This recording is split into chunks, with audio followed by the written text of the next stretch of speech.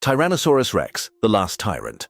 For Tyrannosaurus rex, extinction came not with a battle won or lost, but with a silence that fell over Hell Creek. About 66 million years ago, a massive asteroid struck the Yucatan Peninsula, triggering earthquakes, tsunamis, and a global winter. But the final T-Rex did not die from the initial blast. She died from starvation. As dust and sulfur blocked the sun, plants withered, and the herds of Triceratops and Edmontosaurus that she hunted dwindled and died. The great predator, at the peak of her power, wandered an empty landscape. Her last meal was a rotting carcass of a juvenile Triceratops, already infested with maggots. She developed septicemia from infected wounds sustained in a fight weeks earlier. Too weak to hunt, she lay down in a dried riverbed. The last Tyrannosaurus rex on Earth closed her eyes as ash fell like grey snow. No offspring survived her. Within a few thousand years, every tyrannosaurid, from the smallest to the largest, had vanished. Triceratops, the horned stand that failed.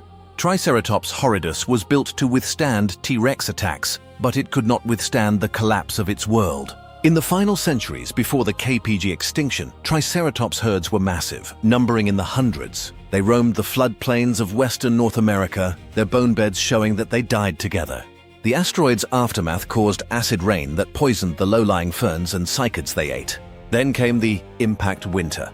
Months of darkness, freezing temperatures, and no new plant growth. The last Triceratops, an old bull with a broken horn, tried to lead his herd south, seeking the warmth they remembered from previous winters. But there was no south warm enough. The ferns were black and brittle. One by one, the herd collapsed from malnutrition.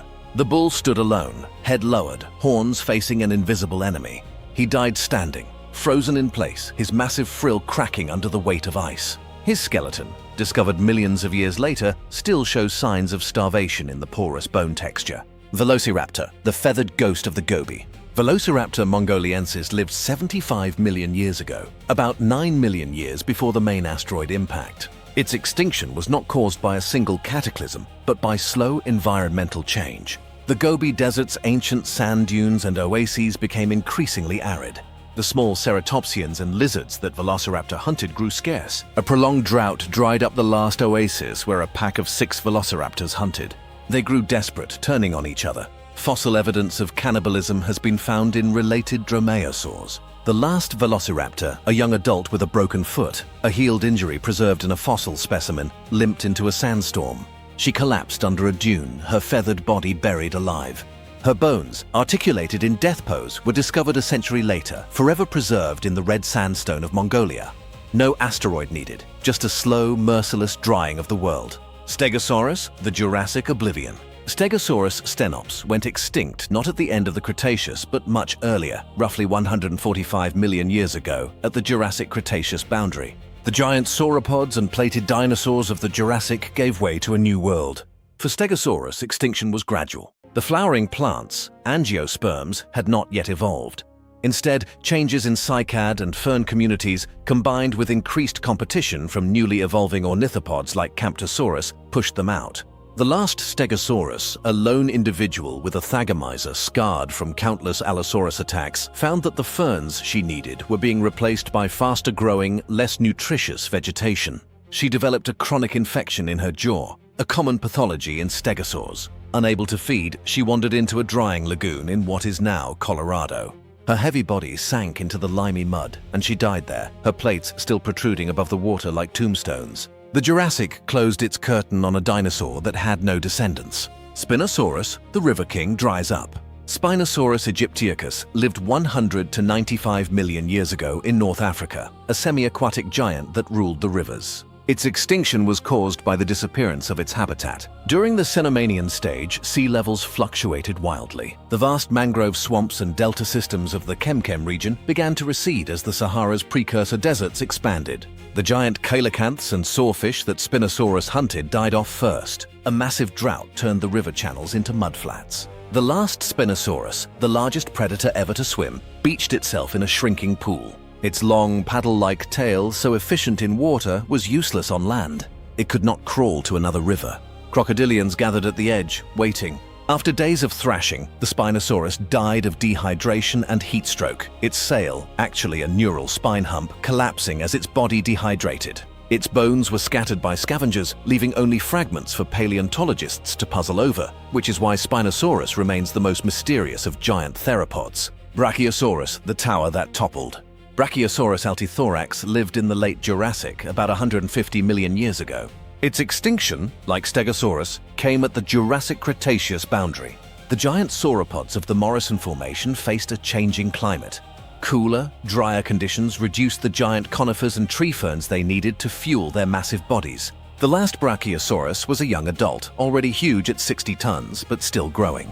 As food became scarce, it could not find enough calories. It resorted to stripping bark from ancient conifers, but its blunt teeth were not designed for that. Malnutrition weakened its immune system. A respiratory infection, visible as lesions on fossilized vertebrae, spread through its lungs. One day, while reaching up to a dying tree, the Brachiosaurus stumbled. Its front legs, already strained from carrying its weight on uneven terrain, gave way. The 40-foot-tall giant crashed to the ground, breaking its neck. Its carcass fed scavengers for months, but its lineage, the Brachiosaurids, never recovered. Allosaurus, the Jurassic predator's last hunt. Allosaurus fragilis, the lion of the Jurassic, went extinct around 145 million years ago. Its downfall was not competition from new predators, but specialization. Allosaurus was built for hunting large sauropods like Apatosaurus and Diplodocus. When those sauropods declined due to climate shifts, Allosaurus had no backup prey. Its hatchet-like bite, perfect for bleeding out giants, was inefficient against smaller, faster ornithopods. The last Allosaurus, a massive old male with a healed rib fracture and a crushed tail vertebra, tried to hunt a herd of Camptosaurus. He ambushed one, but the smaller dinosaur dodged, and the Allosaurus overextended his jaw, dislocating it, an injury found in a real Allosaurus fossil. Unable to deliver his slicing bite, he starved. He dragged himself to a quarry where other Allosaurus skeletons have been found en masse, the Cleveland Lloyd site. There, surrounded by the bones of his own kind, he died. A predator caught in a trap of his own anatomy. Ankylosaurus, the living fortress, breached. Ankylosaurus magniventris lived right up to the KPG extinction 66 million years ago. For this armored tank, extinction came from two fronts: the environmental collapse after the asteroid and a slow decline in genetic diversity. Ankylosaurus populations were never huge. Their slow reproduction, clutch size perhaps 5–10 eggs, and heavy armor made them vulnerable to inbreeding. In the final millennia before the impact, a disease, perhaps a form of tuberculosis or shell fungus, spread through the last herd. Their osteoderms became brittle and pitted. When the asteroid hit, the surviving Ankylosaurus gathered at a geothermal spring, hoping for warmth. But the acid rain ate away the vegetation they needed. One by one, they turned over onto their backs, the one weak spot in their armor, and died, unable to right themselves. The last individual, a pregnant female, rolled onto her side in a mudflat. Her eggs, still inside her, never hatched. Her skeleton, discovered in Montana, shows stress fractures in her tail club, indicating she swung it uselessly at the sky until the end. Parasaurolophus, the silent crest. Parasaurolophus walkeri was a hadrosaur, a duck-billed dinosaur that flourished in the late Cretaceous. Its extinction, 66 million years ago, was quick once the asteroid hit. But the last Parasaurolophus did not die alone. It died mid-call. These dinosaurs used their hollow crests to produce loud, low-frequency sounds to communicate across vast distances. In the final weeks after the impact, as forests burned and skies darkened, a herd of Parasaurolophus called out frantically to each other. The last one, a juvenile separated from his herd, stood on a ridge and produced a long, mournful, horn-like sound. We know the pitch from CT scans of the crest. No one answered. The ash clogged his crest tube, and he could no longer make sounds. Panicking, he ran into a swamp and became mired in thick mud. He died with his head raised, crest pointing skyward, as if still listening for a reply that would never come. His fossilized skeleton was found in Alberta, Canada, with the crest intact, a silent instrument of a lost world. Carnotaurus, the horned predator of Patagonia. Carnotaurus sastre went extinct about 69 million years ago, roughly 3 million years before the main asteroid impact. Its home in South America was changing. The Gondwanan continent was splitting, and a massive volcanic event, the formation of the Andes, filled the air with ash and gas. The last Carnotaurus, a bull with a healed horn fracture, lived in a landscape of toxic lakes. The small sauropods he hunted, like Saltosaurus, had already declined.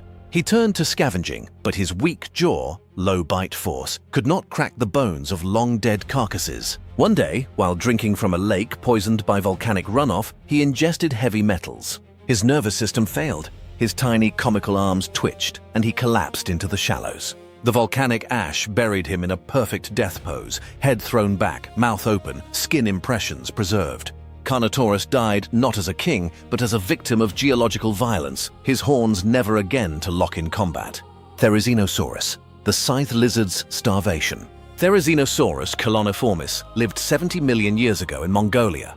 This strange, pot-bellied feathered theropod with 3-foot claws went extinct due to a single cruel irony. Its claws grew too long. In a time of plenty, those claws were perfect for hooking branches and reaching high leaves. But as the climate became more seasonal and arid, the trees disappeared. The last Therizinosaurus, a senescent female, found only low-growing bushes. Her claws, now over 3 feet long, scraped the ground, throwing her off balance. She could no longer walk properly, let alone defend herself. A pack of Tarbosaurus, the Asian cousin of T-Rex, found her stumbling. They did not need to attack. They simply followed her until she collapsed from exhaustion. Her claws, so magnificent and deadly, became her tombstone. She died with her arms crossed over her chest, as if embracing the end. Fossil evidence shows that many therizinosaurs suffered from arthritis in their hands, a sign that their extreme claws were a maladaptive burden in their final generations. Pachycephalosaurus, the last headbutt. Pachycephalosaurus wyomingensis lived until the very end of the Cretaceous, 66 million years ago. Its extinction was sudden and total. The last Pachycephalosaurus was a young adult male, his dome-shaped skull thick and covered in bony knobs.